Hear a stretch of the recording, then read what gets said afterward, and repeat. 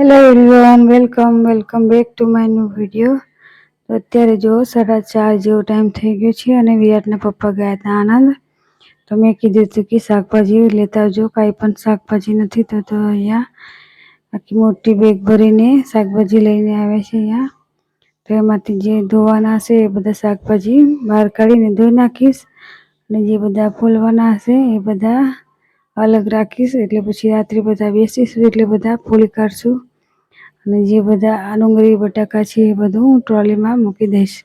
તો જો બધા જ શાકભાજીને હું બહાર કાઢી લઈશ અને પોતપોતાની જગ્યાએ મૂકી દઈશ. તો જે પહેલાં તો છે ને ડુંગળી બટાકા જ ભરી લઈશ.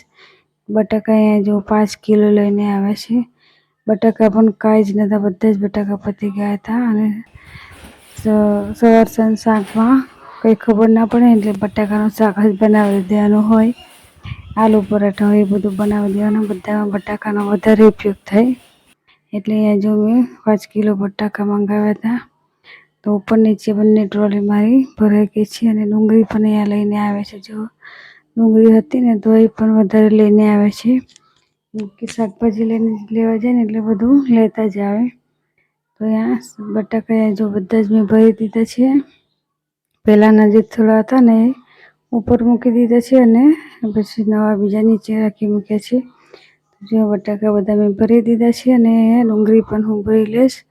તેમાંથી જે છોળા અને એ બધું છે ને હું વીણી લઈશ અને કોથળીમાં ભરી દઈશ અને પછી ઉપરથી બધી જ ડુંગળી ભરી દઈશ.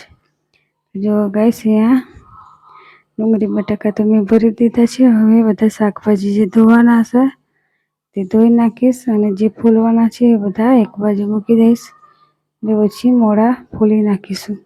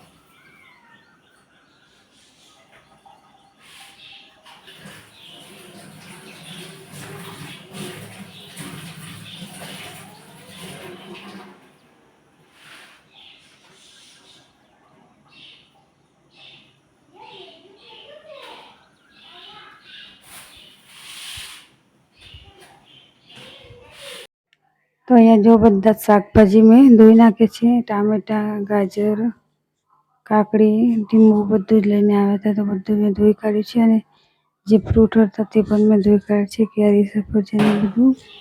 તો અહીંયા ધાણા અને લીલા મરચાં, આદુ એ બધું છે. એ હવે હું ધોઈ રહી છું. ધાણા તો હમણાં નહીં ધોવું, કેમ કે હજુ સાફ કરવાના બાકી છે. તે તો મોડે ધોઈશ. તો હમણાં જુઓ અહીંયા મરચાં અને આદુ એ બધું ધોઈને મૂકી દઈશ. ને પછી કોરું થઈ જશે એટલે ફ્રીજમાં રાખી દઈશ. તો આ બધું શાકભાજી ધોઈને પછી મારે જવાનું છે ઘાસ કાપવા માટે. તો ફટાફટ અહીંયા ધોઈને એક બાજુ રાખી મૂકીશ. પછી આવીને જ બધું ફ્રીજમાં મૂકીશ. જો આ બધું જ અહીંયા મેં મૂકી દીધું છે રસોડા પર. અને જો વિરાટ અને કાવ્યાને લાગી ગઈ હતી ભૂખ, તો બેસી ગયા છે અહીંયા જમવા નાસ્તો કરવા માટે. જેવું તો કૂતરાને પણ લઈને બેઠા છે. વિરાટ ને કૂતરાને ખવડાવી રહ્યો છે કે ખાય એમ. વિરાટ ખાય છે અને કૂતરાને પણ ખવડાવી રહ્યો છે. તો જો ગાઈસ અહીંયા સોફાના કવર હમણાં હજી એક બાકી છે ને ઓશિકા બાકી છે બનાવવાના. તો કાકા આજે નથી આવ્યા. તો અહીંયા જો સોફાના જે કવર હતા ને જૂના, એ બધા જ મેં ધોવા માટે નાખી દીધા છે. ધોઈને પછી ગળી કરીને મૂકી દઈશું. હમણાં તો પાથરવાના નથી, કેમ કે આ લગાવ્યા છે એટલે જ્યારે આ કાઢવાનો સમય થશે ત્યારે પછી પાછા પેલા લગાવી દેવાના. તો અહીંયા જો અહીંયા પોપટની ટ્રે ગંદી થઈ ગઈ હતી ને, તો મેં ઓછી સાફ કરીને મૂકી દીધી છે.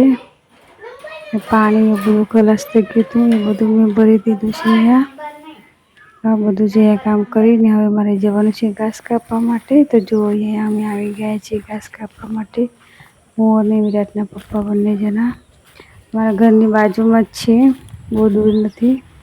અહીંયા અમે આવી ગયા છીએ. તો ચાલો ઘાસ કાપી લઈએ અને પછી જઈએ ઘરે. એક નાનું ફૂટલું, બહુ મોટું તો ના જઈશ કંઈ, કેમ કે આનો તો વજન બહુ હોય, એટલે ઓછું જ લઈ જવું પડે બાઇક હોય તોય પણ.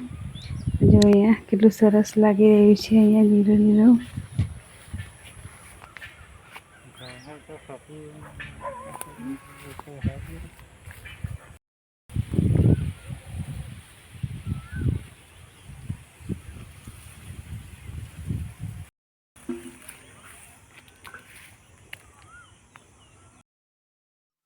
તો જો હું ઘાસ કાપીને આવી ગઈ છું. અને આજે તો છે ને પવન એવું હતું ને એટલે ગરમી એટલી બધી નથી લાગી. નહીં તો ઘાસ કાપીને આવી ગઈ ને એટલે નાહવું જ પડે.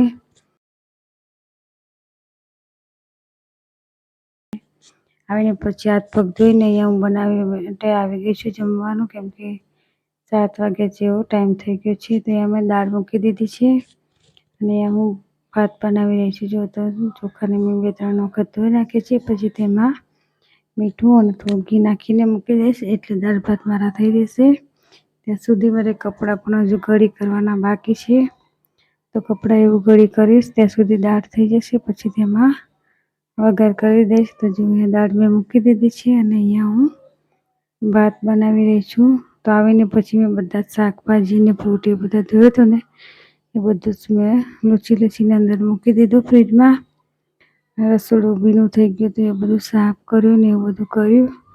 અને પછી અહીંયા જો હું જમવાનું બનાવી રહી છું. તો અહીંયા વિરાટના પપ્પા જાય છે ગામમાં, તો પૂછી રહ્યા છે કે કશું લાવવાનું છે એવું બધું. તો જે ના હોય ને જે વસ્તુ ખલાસ થઈ ગઈ હોય, જ્યારે વિરાટના પપ્પા અત્યારે જ ગામમાં જાય એટલે મંગાવી દે. ભાઈ આખો દિવસ તો કામ હોય રાતનું એવું બધું, એટલે જાય નહીં. તો અત્યારે જ જાય એટલે જે મંગાવવું હોય એ બધું મંગાવી દેવાનું. સાબુ એવું બધું નથી, તો એ બધું હું વાત કરી રહી છું કે આ લાવવાનું છે, આ લાવવાનું છે. તો ચાલો ગાઈસ, અમે દાળ ભાત તો મૂકી દીધા છે. હવે જઈએ બહાર. તો કપડાં એવું બધું વાળવાનું બાકી છે, તે બધું વાળી દઈએ.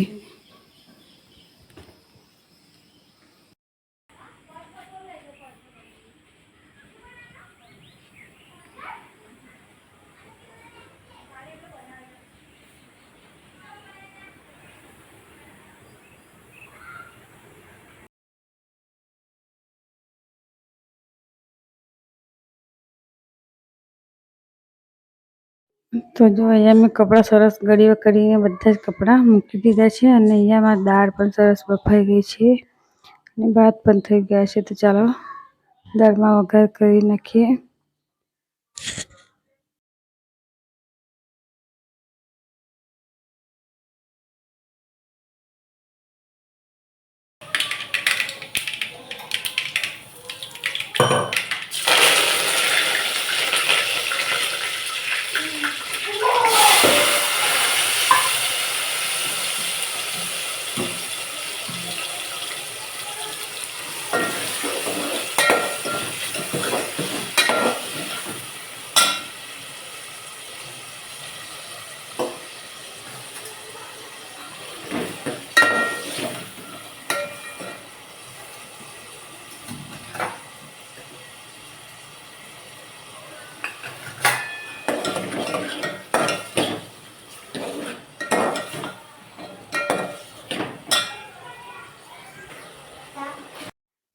તો એ જો સરસ દાળ પણ મારી થઈ ગઈ છે.